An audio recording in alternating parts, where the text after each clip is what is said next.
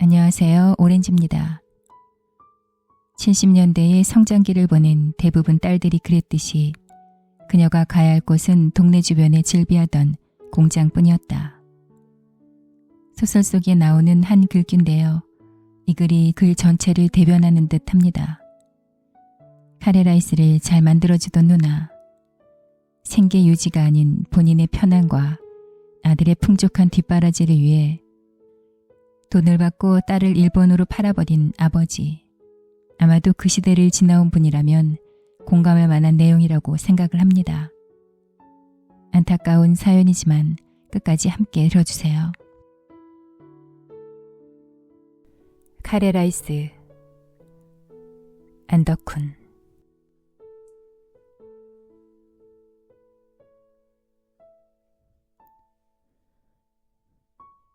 날감자를 씹어본 사람이라면 그 맛을 알 것이다. 한여름에도 잇몸을 얼얼하게 만드는 알싸하고 비릿하면서도 시린 그 맛을. 토끼처럼 앞니를 잔뜩 내밀고 주먹만한 감자 한 톨을 갈가대고 나면 떨떠름하던 혀뿌린 마취라도 당한 것처럼 이내 감각을 잃어버리고 어느 틈에 혀끝에 돋아난 혓바늘은 욱신거리며 며칠을 괴롭힌다. 날감자를 한 번이라도 씹어본 사람은 알고 있을 것이다.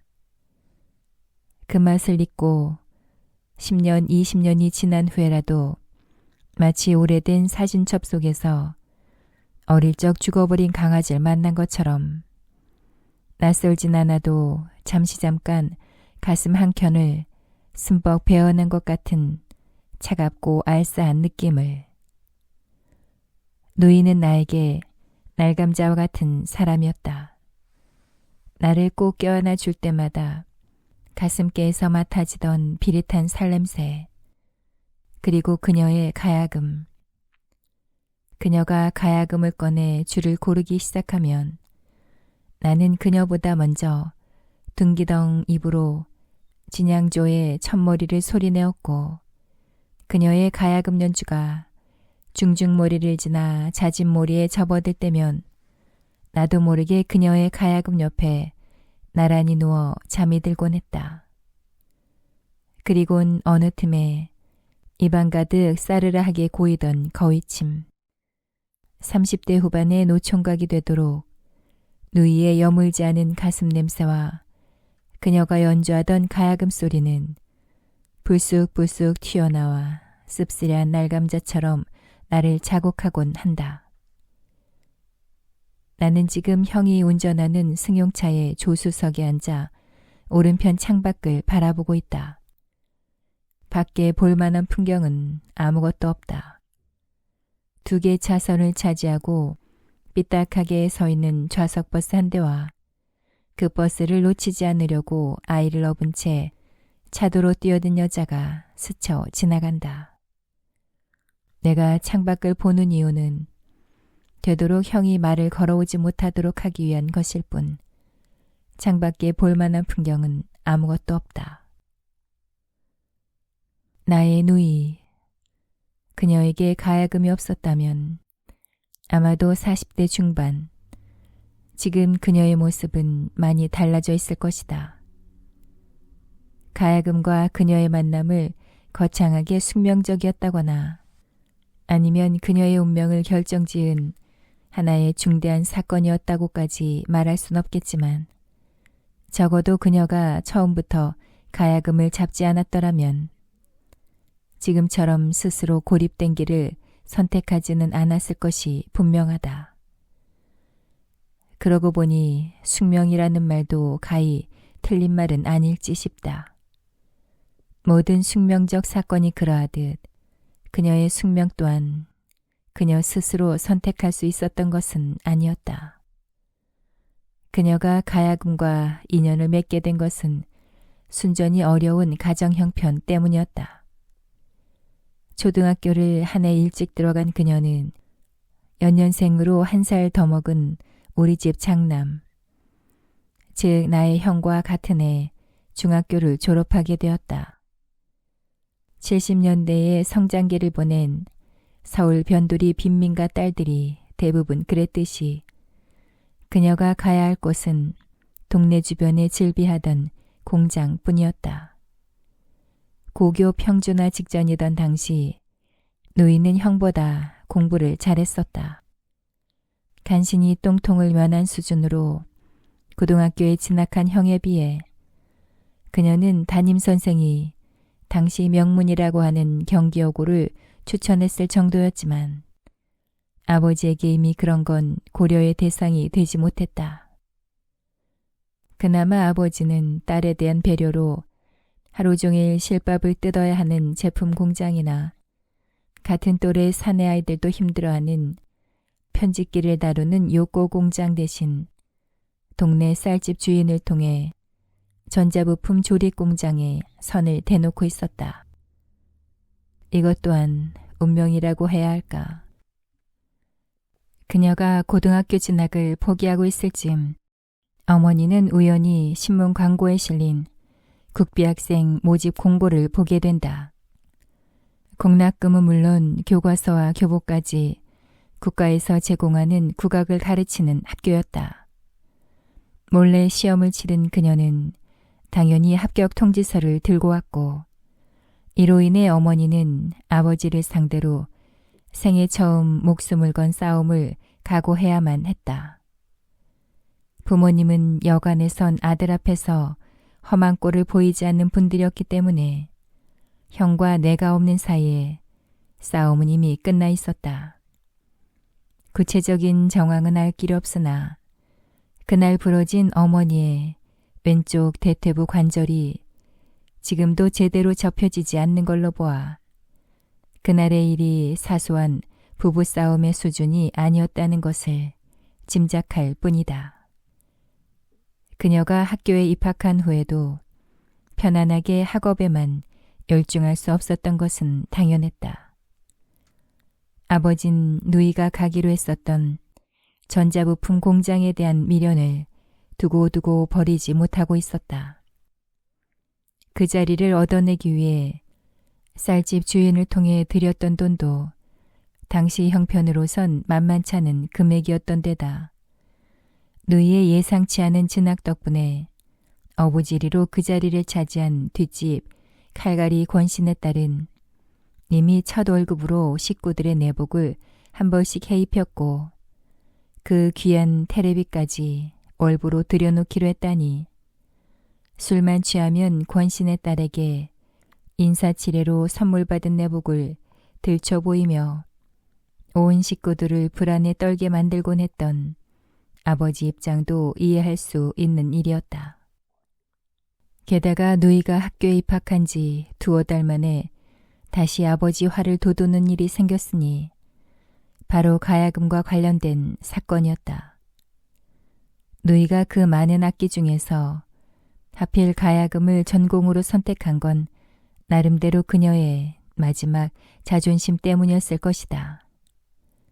국악이라는 것에 대해 아무것도 몰랐지만 그래도 국악하면 을에 가야금과 거문고를 으뜸으로 생각하던 때였고 여자인 그녀가 그중 가야금을 택한 것은 어쩌면 당연한 일이었다. 게다가 가야금을 배우기 원했던 동기생들의 경쟁이 심해 학업 성적 순으로 인원을 제한했다니 마음속으로 경기여고 진학을 꿈꾸었었던 그녀에겐 가야금 자체에 대한 희망보다도 그 경쟁에서 이기고자 하는 욕구 때문에 그것을 선택했으리란 건 충분히 짐작이 가는 일이다. 문제는 개인 악기까지 학교에서 사주지는 않는다는 데 있었다. 진즉에 알아봤어. 시상에 공짜가 어딨냐. 무료로 학교 댕기게끔 해준다 할 때부터 수상 적더라고. 학교 내세운 사기꾼 놈들이지. 지들 제품 팔아먹을 속셈으로다. 분명 아버지는 가야금을 제품이라고 말했다. 하지만 자신이 생각하기에도 학교를 사기꾼으로 몰기엔 논리가 약했던지 더 이상 사기꾼 소리는 꺼내지 않았다. 하필이면 그 많고 많은 것 중에 그 비싼 가야금이여.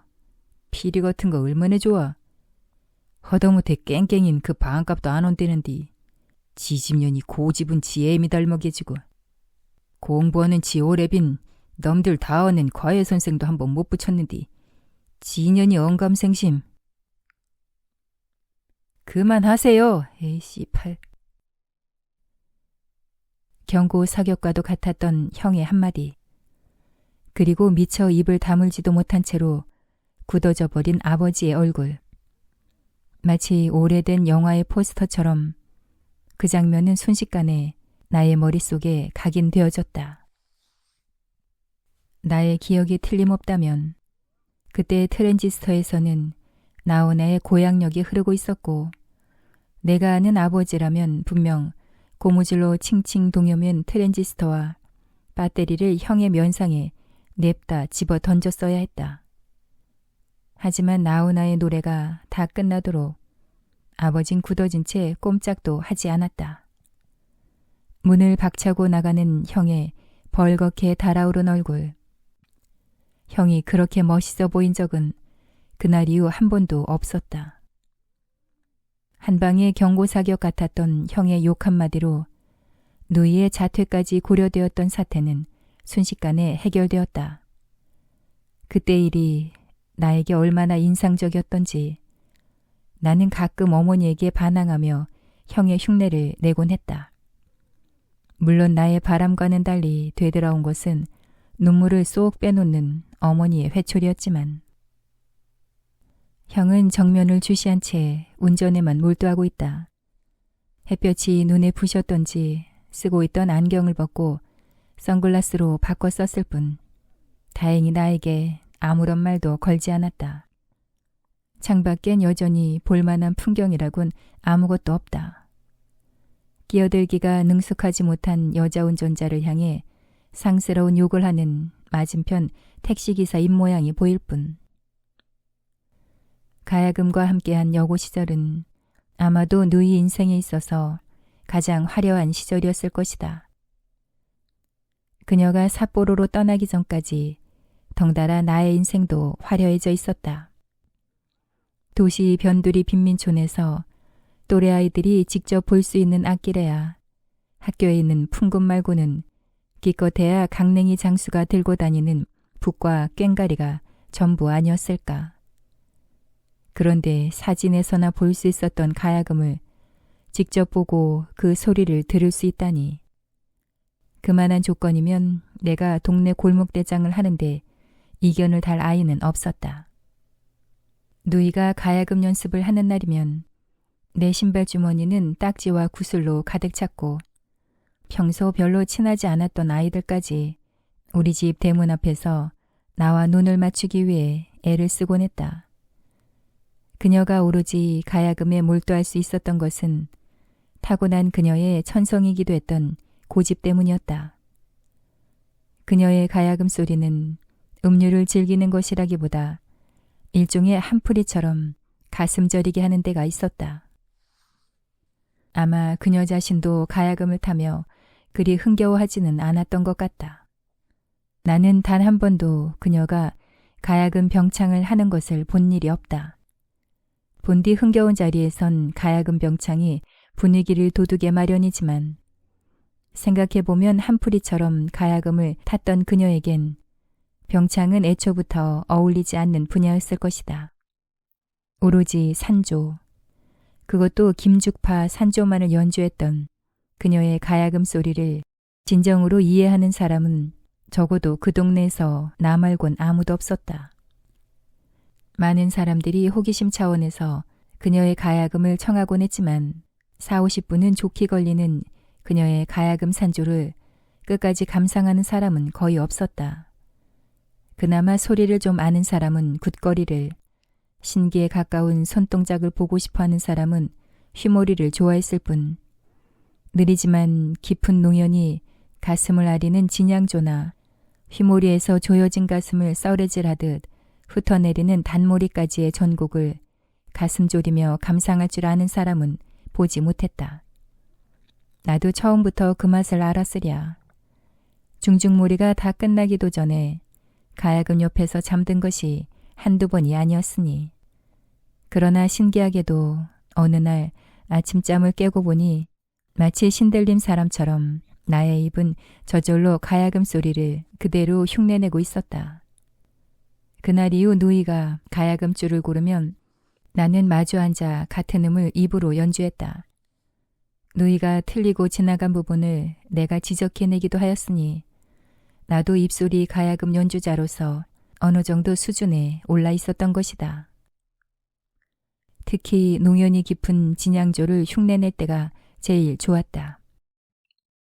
누이가 가야금의 낮은 현을 길게 울리고 왼손을 길게 뻗어 세 번째 손가락으로 떨고 있는 현의 맞은편을 지그시 눌러 농연을 만들면 일정한 소리를 내던 현은 높이 바꾸며 우웅 우웅 하고 울린다. 농연을 입으로 흉내낼 때마다 미간에 주름을 만들며 소리에 맞춰 고개를 깊게 끄덕이는 내 몸짓이 대견했던지 누이는 그럴 적마다 내 얼굴을 끌어당겨 제 가슴에 묻었다. 비릿하면서도 싸한 냄새가 끼쳐오고 날감자를 씹었을 때처럼 시큼한 물이 침샘에서 솟아오른다. 그 무렵 그녀는 전주에서 열린 예술제의 기악 부문에서 입상을 하였고 곧이어 서울의 한 대학에서 주최한 국악 콩쿨에서도 상을 타게 된다. 아버지가 그녀의 가치를 인정하고 여기저기 딸 자랑을 하게 된 것도 그때쯤이었을 것이다. 물론 아버지는 누이의 입상 따위엔 관심도 없었으며 그것을 자랑하고 다닌 것도 아니었다. 결정적으로 아버지가 그녀를 인정하게 된 계기는 지역 유지였던 동장댁 회갑잔치에 누이의 가야금이 선배인 일이었다. 동사무소 뒷마당에 걸판하게 차려진 잔치판은 그 자체로서도 대단한 이벤트였지만 누이의 가야금 산조는 잔치의 격을 한층 높여준 일대 사건이었다. 누이에 대한 소문을 들은 동장이 아버지를 통해 잔치에 가야금 연주를 부탁했을 때만 해도 아버진 그저 동장이라는 권위에 눌려 마지못해 허락한 일이었지만 그 결과는 실로 대단한 것이었다. 그 자리에 모여있던 많은 사람들은 가야금을 타는 그녀의 손동작에 모두들 입을 다물지 못했다. 말하자면 그녀의 가야금 산조는 음악으로서가 아니라 하나의 묘기로서 사람들을 놀라게 했던 것이다. 잔치가 끝나고 누이에겐 한복 한 벌이 생겼고 아버지에겐 꽤 두둑한 봉투가 주어졌다. 아버지에게 그 봉투의 위력은 그동안 천덕꾸러기로 생각했던 누이를 자랑스러운 딸의 위치로 격상시킬 만큼 큰 것이었다. 그 사건 이후로 그녀는 인근 동네에 잔치가 벌어지는 곳마다 가야금을 들고 다녀야 했다. 그때마다 아버지 속주머니에 꽂힌 돈봉투는 형의 학원비가 되기도 하고 나의 새 운동화가 되기도 했지만 대부분은 아버지의 술값과 노름빛을 갚는 데 유용하게 쓰여졌다. 누이는 아버지가 마지못해 쥐어준 몇 푼의 용돈으로 잔치집에서 돌아오는 길이면 늘 시장에 들렀다. 그리고 자신의 특기인 카레라이스를 만들었다. 나는 카레 소스에 섞인 주사위 모양의 분홍색 홍당무를 좋아했고 누이는 굵게 썰어 놓은 감자를 좋아했다. 어머니는 저녁상을 당신 대신 차리는 누이가 대견해서 좋았고 카레 소스가 어린아이 똥 색깔 같다고 투덜대던 형도 두 그릇을 뚝딱 해치울 만큼 누이의 카레라이스는 우리 가족의 특별 메뉴가 되었다. 그해 여름 동네엔 잔치가 많기도 많았다. 나는 잔치가 있는 날이면 늘 시장에서 동네로 이어지는 예배당 돌따먹이에 나가 그녀를 기다렸다. 멀찍이 양손에 가야금과 시장 보따리를 든 누이가 보이면 나는 예배당 돌담에 다닥다닥 붙어있는 능소와 덩굴 뒤로 숨는다. 긴 여름에는 어느 결에 예배당 담장을 넘어 기다란 그늘을 만들어 놓았고 그녀의 하얀색 카바 양말을 살짝 드러낸 검정 학생화는 토닥토닥 소리를 내며 나에게로 다가온다.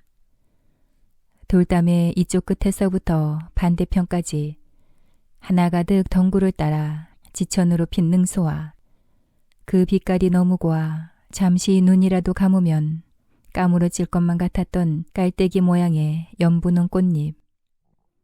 그녀는 능소와 핀 돌담을 따라 내게로 온다. 누이는 불어 모른 채 내 옆을 지나다 화들짝 놀란 것처럼 동그란 눈으로 날 쳐다보는데 나는 누이의 시장 보따리를 낚아채 저만치 달아난다. 누이를 골려줄 요량으로 보따리에 손을 넣어 손에 잡히는 걸 꺼내 한 입 베어물면 누이는 내 이름을 부르며 달려온다. 베어문 날감잔 입속 가득 침을 만들지만 나는 알싸하게 혀를 자극하는 그 맛이 그리 싫지 않다. 이게 그 가래라는 것이냐? 난 한약 냄새가 나서 영 싫다. 그렇게 누이에 대한 탐탁치 않은 마음을 드러내는 아버지의 우회적인 표현이었는지도 모른다. 그렇게 말해도 애비 말은 못 알아듣냐. 앞대가리 싹 잘라내고 말이다. 거 있잖냐. 5손가락 깨지고 기냥 휘둘러대는 거 그것만 보여주면 박수가 터져나온단 말이여. 피차 공사가 바쁜 마당이니께 니도 쓸데없이 힘 빼지 말라 이 말이여. 음악 감상보다는 현란한 손놀림, 즉 묘기를 기대하는 많은 사람들의 기대에 부응하기 위해 아버지는 누이에게 늘 자진몰이와 휘몰이 부분만 따로 떼어 연주하기를 요구했다. 그러나 아무 대답 없이 듣고만 있던 그녀는 무대에 올라서면 언제나 둥기덩하고 진양조를 시작했고, 그렇다고 해서 누이의 카레라이스를 먹지 않는 것 말고 아버지가 그녀에게 직접 화를 낸다든지 매를 드는 일은 없었다. 단 한 번도 누이의 반항을 용납한 적이 없었던 아버지에겐 매우 이례적인 일이었다. 정작 그녀가 가장 곤혹스러워했던 것은 가야금 연주를 끝내고 무대를 빠져나올 때였다. 잔치의 주인격 되는 사람들은 번번이 그녀에게 술을 따를 것을 요구했다. 몇 번인가는 죽어도 술은 못 따르겠다고 고집을 피우는 통에 분위기가 험악해지기도 했지만 나중엔 술병을 일부러 놓치는 채 하며 술을 쏟는 등 누이 나름대로의 방법을 터득하여 위기를 넘기기도 하였다. 아무튼 누이가 졸업을 앞둔 시기를 즈음하여 그동안 잔치집을 돌며 누이가 벌어들인 수입은 입대껏 그녀에게 투자된 보잘것없는 비용과 대비하여 손익분기점을 훨씬 상회하는 수준이었던 것으로 기억된다. 한강을 건너 강변도로에 진입한 다음부터 형의 운전 솜씨가 진가를 발휘한다. 형은 거치적거리는 앞차를 추월할 때마다 곁눈질을 하며 습관처럼 혼잣말로 욕을 뱉는다. 에이 씨팔. 하지만 예전의 경고 사격과 같은 위력은 없다. 휴대폰 벨이 울리자 형은 한 손으로 이어폰을 귀에 꽂았다. 하지만 차의 속도는 조금도 변화가 없다. 그쪽에서 LC 오픈했대? 무슨 소리를 하는 거야. 아무리 오래된 바이어라도 그렇지. 이 과장 당신 과장이란 사람이 무역의 기본도 몰라? 게다가 재고도 아니고 새로 개발한 PDF야. 유전수 60일이면 특혜를 준 거라고. LC 열든지 TT 송금하든지 아니면 쇼핑 못한다고 해. 통화를 끝낸 형은 잠시 나를 곁눈질로 보면서 어색한 웃음을 지었다. 창밖으로 김포공항의 관제탑이 보인다. 인천공항이 개항되기 전이라면 좀 더 일찍 형의 차에서 내릴 수 있었겠지만 아직도 한참을 그와 동행해야 한다. 그녀의 삿포로행, 그것이 무엇을 의미하는지 아버진 정말 몰랐던 것일까. 브로커 박 사장은 누이의 가야금 소리를 그저 건성으로 듣고 나서 다른 식구들을 물린 안방에서 아버지와 한참 동안 이야기를 나누었다. 그 안에서 아버지와 박 사장 사이에 어떤 이야기가 오갔는지는 지금도 알 수 없지만 방을 나서는 아버지 얼굴은 거의 감격에 겨운 표정이 되어 있었고 머리 전체에 포마드 기름을 잔뜩 발라넘긴 박 사장은 머리카락 밑으로 잡힌 석삼자의 주름을 위아래로 실로 끄며 과장된 웃음을 만들고 있었다. 일본에 진출하려고 하면 가야금 하나 갖고는 안 된대. 이번 참에 부산에서 합숙하면서 춤 한번 배워보래. 부채춤, 장구춤, 그리고 바레 같은 현대무용도 가르쳐줄 꼬마. 가야금만 하기엔 얼굴이 아까봐서. 박 사장님, 바레라는 게 뭡니까? 아, 참, 바레도 모릅니까? 왜 허얀 면사포 같은 거 쓰고 발모가지를 요래 세어가지고 하는 바레 말이요, 바레. 아, 발레요. 졸업을 몇 달 앞둔 그녀의 일본행은 이렇게 아버지와 박 사장 두 사람의 안방 밀담에서 순식간에 결정되어졌다. 물론 아버지가 형식적으로나마 그녀의 의사를 묻지 않았던 것은 아니었다. 일본에 가서 가야금을 계속하든지 아니면 졸업과 동시에 공장이든 어디든 취직을 하든지 자유롭게 선택할 기회가 주어졌다.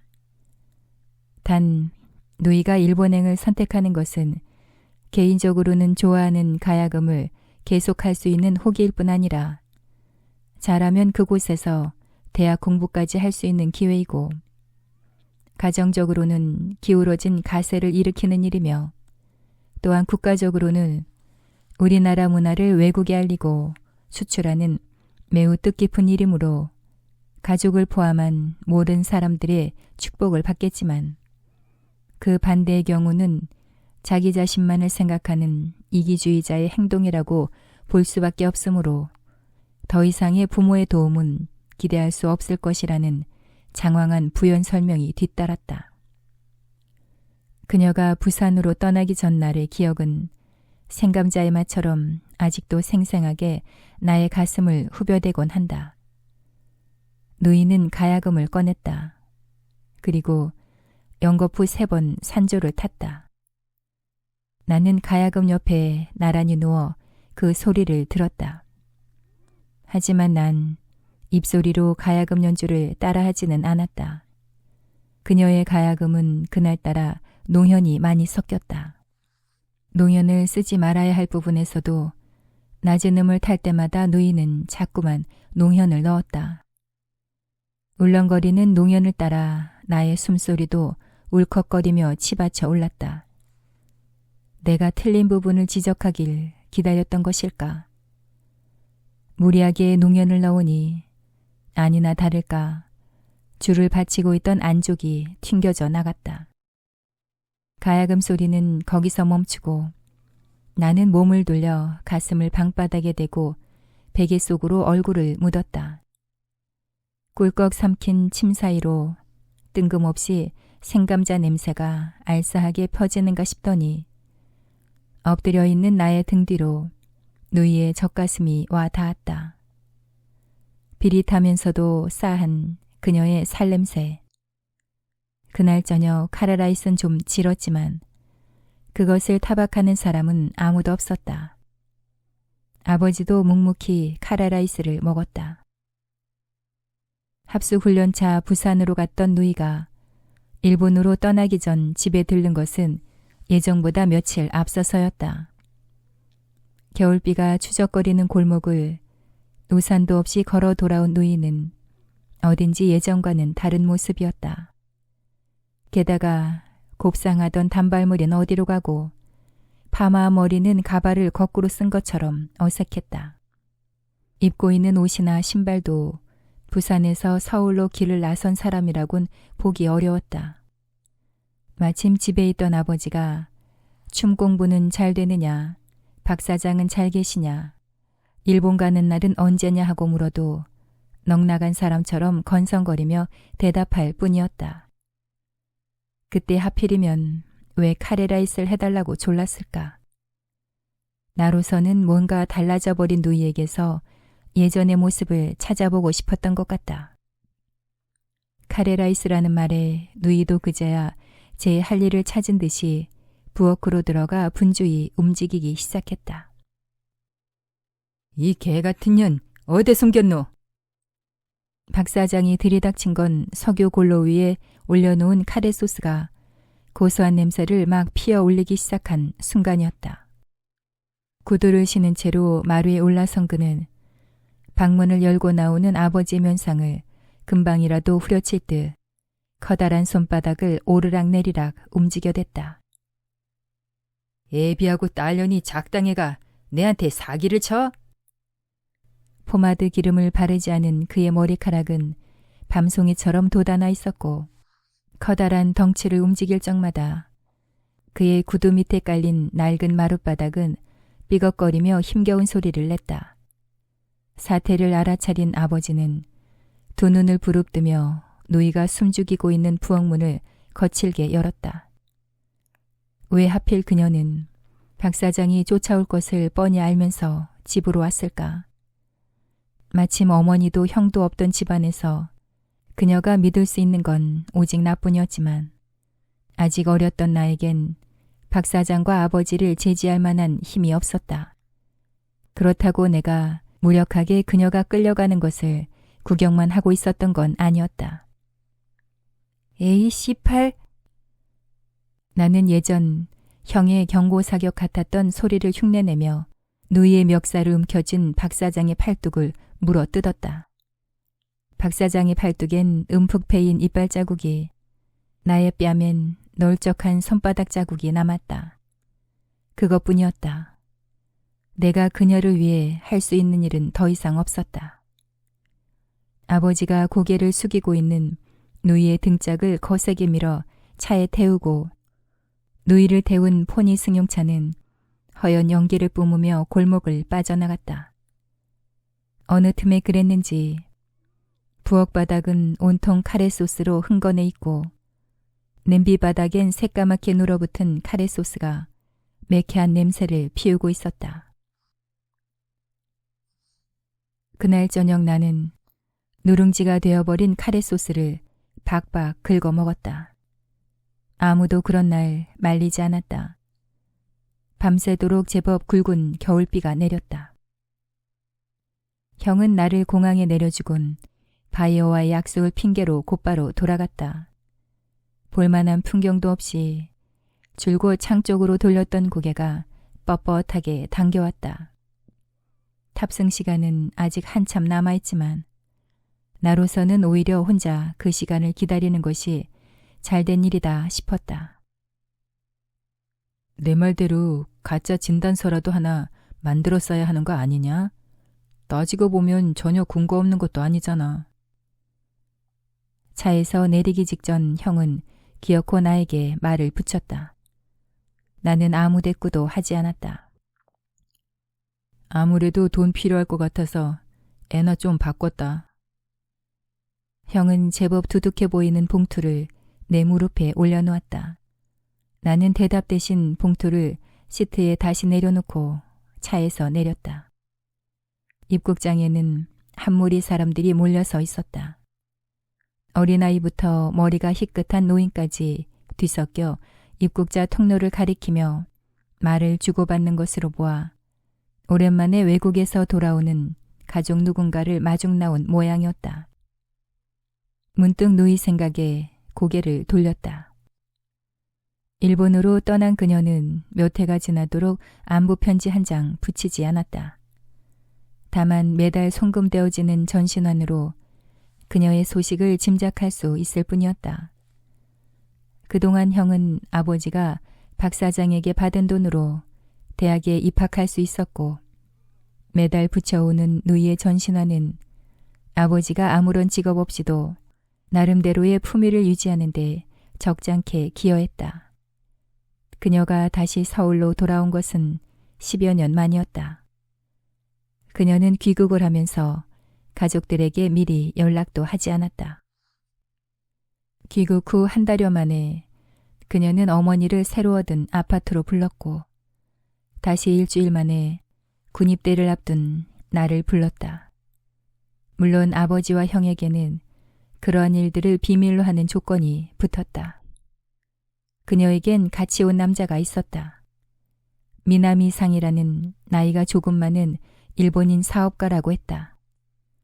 남자가 없는 날을 골라 나를 부른 것이 썩 기분 좋은 일은 아니었지만 그녀의 입장을 이해하지 못할 이유도 없었다. 그녀와 난 그동안 서로 많이 변한 모습 때문에 어색해하면서도 지난 이야기를 화제로 많은 대화를 할 수 있었다.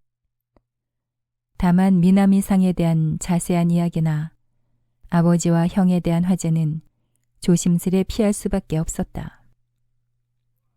새로 얻은 그녀의 아파트는 크지 않았지만 신혼집처럼 가지런히 정돈되어 있었다.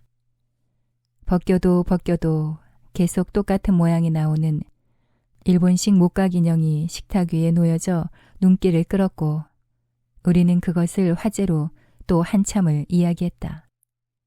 더욱 반가웠던 것은 아직 풀지 않은 짐 속에 그녀의 가야금이 있었다는 사실이었다.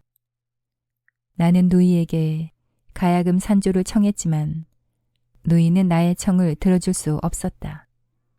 그땐 이삿짐을 정리하다 손을 좀 다쳤다고 나에게 말했지만 집에 돌아와 어머니를 통해 들은 바로는 미나미상의 본부인에게 망치로 내려찍혀 오른손 중지와 약지 2마디가 부러졌다고 했다. 한국에 온 것도 사실 미나미상의 부인을 피해온 것이었다. 나는 누이에게 가야금 산조 대신 카레라이스를 만들어 달라고 했다. 그날 난 참으로 오랜만에 누이의 카레라이스를 맛볼 수 있었다. 일본식으로 변한 솜씨는 예전처럼 야채 모양이 그대로 소스 속에 살아있는 형태는 아니었지만 10여 년 전 누룽지가 되어버린 카레의 맛을 기억하고 있던 나로서는 감개무량하지 않을 수 없는 것이었다. 다음 날 저녁 비를 맞으며 내가 왜 누이의 아파트를 예고도 없이 다시 찾아갔는지 그 일은 두고두고 후회스러운 과거가 되고 말았다. 친구들과 대낮부터 군입대 송별주를 마셔댄 나는 그날의 일을 제대로 기억하지도 못한다. 다만 스냅 사진처럼 불연속적으로 가슴속에 찍힌 몇 커트의 장면이 잊을만 하면 튀어나와 알싸한 기분을 만들곤 한다. 현관을 들어서는 순간 누이의 놀란 얼굴과 그 뒤로 아버지보다 더 늙어 보이는 미나미상의 겁먹은 듯 동그래진 눈, 비틀거리면서도 연방 그를 향해 내뱉은 나의 욕지거리. 일본말밖에 알아듣지 못하는 줄 알았던 그가 나의 A18 소리에 화를 내며 멱살을 잡았을 때 하필이면 10여 년 전 누이의 멱살을 끌고 가던 박 사장 생각이 났을까.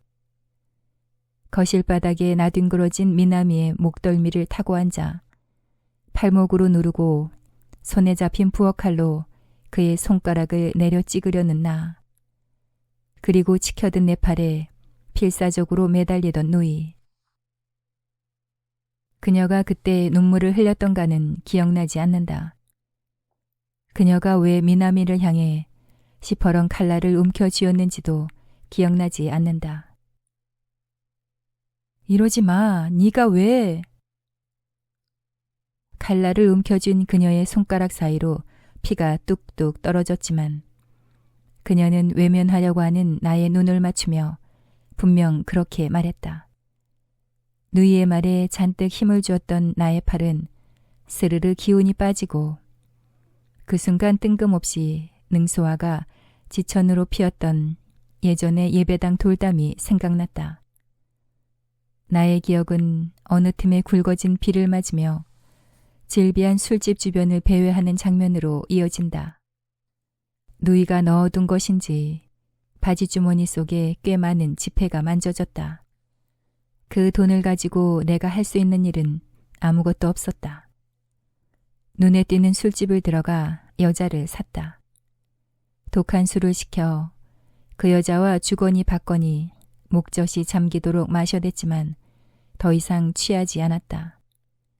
그날 밤 나는 그 여자의 가슴에 얼굴을 묻고 한참을 울다가 잠이 들었다. 훈련소에 입소한 난 누이의 일을 포함하여 내 몸에 끈끈이처럼 붙어 좀채 떨어지지 않았던 많은 일들을 옷을 갈아입듯 벗어버릴 수 있다. 군대는 참으로 편리한 곳이었다. 바깥에서의 일들을 까맣게 잊으면 잊을수록 모범적인 사병으로 인정받을 수 있었고, 나는 제대 무렵 말뚝을 박을까 심각하게 고민할 만큼 그 사회에 거의 완벽하게 적응되어 있었다.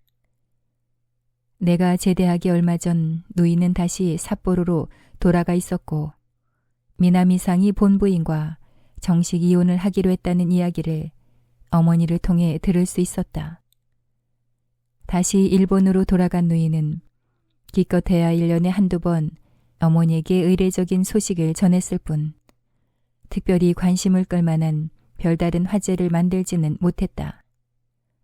대학을 졸업한 형은 취직을 하였고 군에서 제대한 나도 나름대로 밥벌이를 시작했으므로 비록 누이가 더 이상 전신환을 붙이지 않았어도 문제가 될 것은 없었다.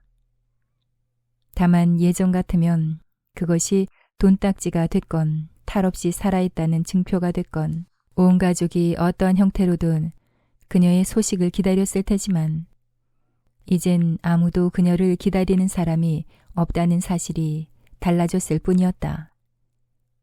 잊혀진다는 것, 그것은 분명 서글픈 일이겠지만 그냥 그렇게 기억 속에서 서서히 사라져버리는 편이 적어도 그녀에겐 더 좋았으리라.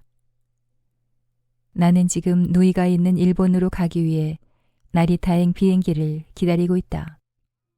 시간이 아직 충분하므로 출국 수속을 마친 난 면세점을 할 일 없이 돌고 있다. 하필이면 그녀는 왜 나를 찾았을까? 일본으로부터 전화를 받은 건 닷새 전 주말 저녁이었다. 더듬거리는 한국말로 자신을 그녀의 담당 변호사라고 밝힌 사내는 별다른 설명도 없이 가능한 한 빨리 일본으로 와주었으면 좋겠다고 했다. 영문을 몰라 하는 사이 변호사의 비서인 듯한 젊은 여자가 비교적 능숙한 발음으로 설명을 시작했다. 나는 면세점 인스턴트 매장 앞에 발을 멈추었다. 설렁탕, 불고기, 닭백숙까지 3분이면 완성되지 않는 음식이 없었다. 나는 즉석 카레라이스를 집어들었다가 다시 놓았다. 맞은편에 음반을 파는 매장으로 다가갔다. 국악 코너에서 이것저것 CD를 만지작거리고 있으니 판매 사원이 다가와 말을 붙였다. 이라시아이마세. 가야금 산조를 찾는데요. 나를 일본 사람으로 착각한 것이 미안했던지 판매 사원은 웃음을 지으며 가야금 산조곡이 담긴 CD 몇 장을 골라주었다. 선물하실 건가요? 농연이 제일 많은 게 어느 건가요? 농연이란 말을 몰랐는지 고개를 갸우뚱하는 동안 나리따행 비행기 탑승을 알리는 안내방송이 흘러나왔다. 나는 들고 있던 CD를 내려놓고 탑승구를 향해 걸어가기 시작했다. 그녀에게 가슴을 찔린 미나미상은 그 자리에서 직사했고 현행범으로 연행된 누이는 경찰의 신문에 아무 대답도 하지 않았다. 일주일 만에 변호사 앞에서 입을 연 그녀는 맨 먼저 나를 찾았다고 했다. 변호사의 비서는 누이의 정신질환이 입증되면 살인죄를 면할 수 있으며 미나미가 남긴 유산의 상속도 가능하다는 말과 함께 일본으로 오기 전에 그에 대한 준비를 해두는 것이 좋을 거라는 충고도 잊지 않았다. 나는 그녀의 정신질환을 증명할 만한 아무것도 찾지 못했다. 다만 담당 변호사가 되었건 담당 검사가 되었건 누구라도 그녀의 카레라이스와 그녀의 가야금 산조 이야기를 끝까지 들어줄 수 있는 사람이 하나라도 있었으면 좋겠다는 생각이 들었다. 타고 있는 비행기가 서서히 움직이기 시작한다. 엉뚱하게도 입속에서 날감자를 한 입 베어문 것처럼 알싸한 침이 솟아나고 있었다. 좌석은 창측이다.